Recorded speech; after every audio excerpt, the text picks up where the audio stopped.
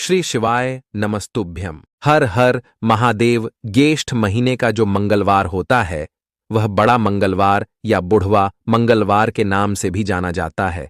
ऐसी शास्त्र प्रमाणिक मान्यता मिलती है कि जब हनुमान जी का प्रथम बार श्री रामचंद्र जी के साथ जो है ब्राह्मण देवता के रूप में जब उन्होंने अपने स्वरूप को धारण किया था, उनका रामचंद्र जी से मिलन हुआ था, वह ज्येष्ठ माह का मंगलवार ही था। तो इस बारे में बहुत सुंदर वर्णन मिलता है। इस दिन को आपको उपयोगी बनाना है। रोग दोष, संकट, पीड़ा और हमेशा ही परिवार में खुशियां प्राप्त करना चाहते हैं तो इसके लिए यह सरल सा उपाय इस दिन जरूर से करना है। दोस्तों, आप सभी जानते होंगे हनुमान जी महाराज इस कलयुग में चमत्कारी देवता हैं और प्रत्यक्ष स्वरूप में आप उन्हें महसूस कर सकते हैं। वह महादेव के 11वें रुद्रावतार के रूप में जाने जाते हैं। इसके अलावा एक दूसरी कहानी के अनुसार अष्टमाह के मंगलवार के दिन ही हनुमान जी महाराज ने भीम का जो है घमंड चूर किया था। इस बारे में और भी कई कहानियां सुनने को मिलती हैं, लेकिन सबके बारे में अगर बताने चले तो वीडियो काफी लंबा हो जाएगा, आप बोर हो जाएंगे और मैं आपको बोर नहीं करना चाहता। तो जल्दी से काम की चीज आपको बता देते हैं, उपाय को बता देते हैं जो आपके जीवन में सकारात्मक बदलाव लाएंगे, आपके गरीबी को दूर करेंगे, आपके सभी मनोकामनाएं इच्छाएं पूर्ण करेगा।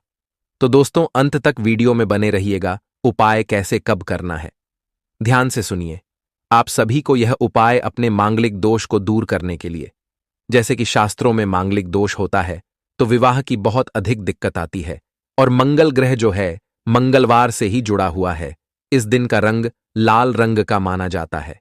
साथ ही साथ आप सभी को बता दूं कि मांगलिक दोष अधिक होता है और साथ ही मंगल ग्रह क्रूर अवस्था में भी अगर कुंडली में बैठे होते हैं तो व्यक्ति को क्रोध अधिक आता है, पिता से कम बनती है, साथ ही साथ मन अशांत रहता है और कहीं ना कहीं चिड़चिड़ान बना रहता है।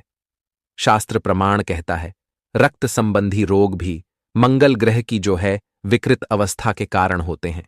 ज्योतिष ज्ञान के आधार पर कहा जाए तो आप सभी जो है इस दिन लाल रंग का कोशिश करें, वस्त्र धारण करें। महिला पुरुष बच्चे जो भी हैं मस्तक पर लाल रंग का चंदन या सिंदूर जो हनुमान जी को चढ़ाया जाता है वह धारण करें। और आवश्यक रूप से आपको उपाय के स्वरूप में जो करना है वह इस तरह से है कि आप सभी को आवश्यक रूप से लाल चंदन मिश्रित जल शिवलिंग पर चढ़ाने का प्रयत्न करना है। इसके बाद आप सभी को उपाय के स्वरूप में लाल कच्चा सूत लेना है, अर्थात मंगल ग्रह से संबंध रखता है लाल रंग का धागा, तो वही आपको लेना है। और आप सभी को उपाय किस तरह से करना है वो जरा ध्यान से सुनिए और समझिए। उपाय को करने के लिए आप सभी को 108 लौंग ले लेने हैं। लौंग आपने देखा होगा यह रोग संकट पीड़ा का निदान करते हैं, हमेशा खुशियां बरकरार रखते हैं। आप यह उपाय अपने विवाह की बाधा को दूर करने के लिए, संतान प्राप्ति, पुत्र प्राप्ति के लिए और जीवन में क्रोध इत्यादि बहुत होता है, प्रतियोगी परीक्षा में 1-2 नंबर से चूक जाते हैं या ट्रांसफर के लिए, सभी कार्यों के लिए, अपना मकान, आरण मुक्ति के लिए भी कर सकते हैं। तो दोस्तों, कुल मिलाकर कहने का अर्थ है इस उपाय को आप किसी भी कार्य की सिद्धि और हर एक कार्य में आपकी जो अड़चन आ रही है, यह साधारण सरल तरीके से भगवान ने आपको सब कुछ दिया है, परंतु आप भगवान का धन्यवाद करना चाहते हैं तो भी कर सकते हैं। यह उपाय आप हनुमान जी के मंदिर में करें, सुबह से लेकर रात्रि तक कभी भी कर सकते हैं। इसमें समय को लेकर कोई नियम लागू नहीं होता। तो आप सभी को एक कच्चा सूत ले लेना है जो लाल रंग काम वस्त्रम समर्पयामी करके हम भगवान जी को समर्पित करते हैं ना, कलावा अपने हाथ में धारण करते हैं, वही कलावा आपको ले लेना है। और लेने के बाद आप एक स्थान पर बैठ जाएं। तत्पश्चात आप सभी जो है प्रभु का स्मरण करें। जितना संभव हो सके आप हनुमान जी के सरल से नाम मंत्र का स्मरण कर सकते हैं या कोई भी आपको साधारण सरल तरीके से जो हनुमान जी का आपको मंत्र आता है उसका स्मरण करें। मंत्र बोलने के बाद आपको लाल धागा ले लेना है। इतना बड़ा धागा लेना है कि हनुमान जी के गले में आप इसे धारण करवा सके। ठीक है, अब आप सभी को तुलसी के पत्ते लेने हैं। अब आप सभी के प्रश्न आएंगे कि क्या तुलसी हनुमान जी को समर्पित होती है, तो इसके पीछे भी एक गहरा रहस्य छुपा हुआ है। जब एक बार की बात है माता सीता ने रसोई बनाई थी, तब जो है उनका हनुमान जी का पेट ही नहीं भर रहा था, तो मात्र एक तुलसी का पत्ता माता सीता ने हनुमान जी के भोजन में रख दिया और उन्हें ऐसी तृप्ति प्राप्त हुई जो अद्भुत थी। उस दिन से शास्त्रों में कहा जाता है हनुमान जी जो है, अगर उन्हें भोग के स्वरूप में तुलसी का पत्ता समर्पित किया जाता है तो वह बहुत अधिक प्रसन्न होते हैं। तो आप सभी इस दिन तुलसी का पत्ता तोड़ सकते हैं, कोई दिक्कत वाली बात नहीं है। तो आपको तुलसी का पत्ता तोड़ लेना है।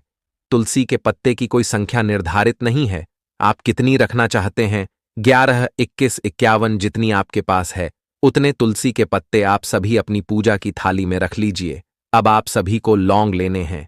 लौंग यह नहीं कि बिल्कुल छोटे छोटे से खंडित इत्यादि लिए जाए, परिपूर्ण अवस्था में आपको लौंग ले लेना है। तो आपका सवाल यहां यह भी हो सकता है कि लौंग हम कितना लें, तो 108 आपको लौंग लेना है और अपने पास रख लेना है पूजा के स्थान पर। अब आप सभी को, जैसा मैंने शुरू में ही बताया था, हनुमान जी का ध्यान स्मरण करते हुए और मेरी मनोकामना पूर्ण हो ऐसी प्रार्थना करते हुए आप सभी को उस लाल धागे में सबसे पहले एक लौंग बांधना है। उसके बाद आप तुलसी का पत्ता बांधिएगा।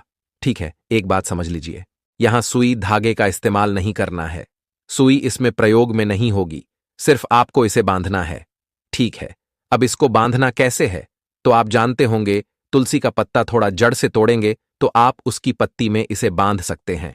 साथ ही लौंग को भी बड़ी आसानी से बांधा जा सकता है। इस तरह से आपको धीरे धीरे एक एक करके 108 लौंग जो है उसमें बांध लेने हैं, लाल धागे में बांधना है और बीच बीच में तुलसी का पत्ता भी बांध लेना है जो आपने लिए हैं। अब आप सभी को चले जाना है हनुमान जी के मंदिर में। माताएं अपने बच्चों के लिए भी कर सकती हैं, बच्चे अपने लिए स्वयं कर सकते हैं। यदि लंबे समय से आपको जो है कहीं पदोन्नति नहीं हो रही है, आपके घर धन का आना बंद हो गया है या विवाह में देरी चल रही है, अड़चनें आ रही है, कुल मिलाकर ये कहें कि हर एक कार्य की सिद्धि हो सकती है इस उपाय को करने से, तो आप सभी को इसे लेकर हनुमान जी के मंदिर में चले जाना है। साथ के साथ आप सभी को एक गोल बत्ती का घी का दीपक ले जाना है। हनुमान जी महाराज को चमेली का तेल भी प्रिय है, सरसों का भी प्रिय है, घी भी प्रिय है और तिल का तेल भी, क्योंकि मेरे हनुमान जी महाराज बहुत ही सरल देवता हैं। उन्हें सरल से मंत्र स्मरण से प्रसन्न किया जा सकता है और हमेशा ही खुशियां बरकरार रखने का कार्य करते हैं। तो कोई सा भी तेल है आपके पास, गोल बत्ती उसमें रखिए और उसमें जो है आप चाहे तो लौंग का जोड़ा डालें, नहीं तो साधारण सरल तरीके से हनुमान जी के मंदिर में लेकर चले जाएं और सबसे पहले उनके चरणों में आप एक गोल बत्ती का घी का दीपक ही लगा दीजिए। उसके बाद जो है आप सभी अगर चाहे तो उनके लिए भोग प्रसाद, जैसे कि इस दिन केला समर्पित करना, गुड़ चना उनके चरणों में धन्यवाद समर्पित करने के लिए, मतलब कहने का अर्थ है आप उनके चरणों में समर्पित करें। इच्छा आपकी है, भोग लगाना बहुत आवश्यक है। मंदिर गए हैं, ज्यादा रुपया खर्च करने की आवश्यकता नहीं है। 1 रुपए का भी जो है जैसा है, जिस स्वरूप में उन्हें आप सभी समर्पित करें, गोल बत्ती का घी का दीपक लगा दें। तत्पश्चात जो आपने हाथों से माला बना रखी है ना लौंग और तुलसी के पत्तों की, अपनी मनोकामना कहकर लाल धागे में रखनी है। इसके बाद आपको अपने सुंदर भाव से अपनी सुंदर मनोकामना कहते हुए जीवन में जो परेशानी है और जो मनोकामना है वह कहते हुए मन ही मन आप कह दीजिए। मंदिर में अगर पुजारी विराजमान है तो हनुमान जी के गले में धारण करवा दीजिए, नहीं तो आप सभी अगर पुरुष जन हैं तो स्वयं ही हनुमान जी के गले में धारण करवा दीजिए। ये कोई कही गई मनगढ़ंत बातें नहीं हैं, इनका शास्त्र प्रमाण मिलता है, जिनका अद्भुत वर्णन शास्त्र में कहा गया है।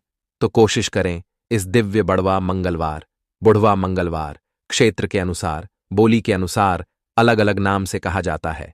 हिंदी में बड़ा मंगलवार के स्वरूप में इसे कहा गया है, जो कि ज्येष्ठ माह में पड़ता है। इस दिन का खूब लाभ उठाएं।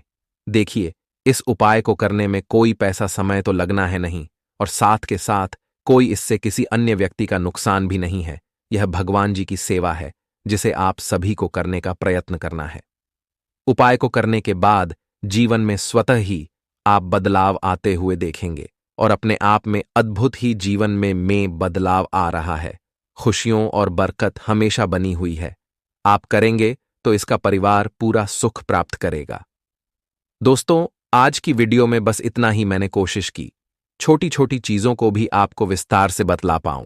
फिर भी कोई डाउट रह गया हो तो आप कमेंट्स के द्वारा पूछ लीजिएगा, मैं आपका डाउट क्लियर कर दूंगा। इसी तरह की और भी जानकारी प्राप्त करने के लिए चैनल को सब्सक्राइब करें, वीडियो को लाइक करें, साथ कमेंट बॉक्स में जय श्री बालाजी महाराज, हर हर महादेव लिखना ना भूले। धन्यवाद।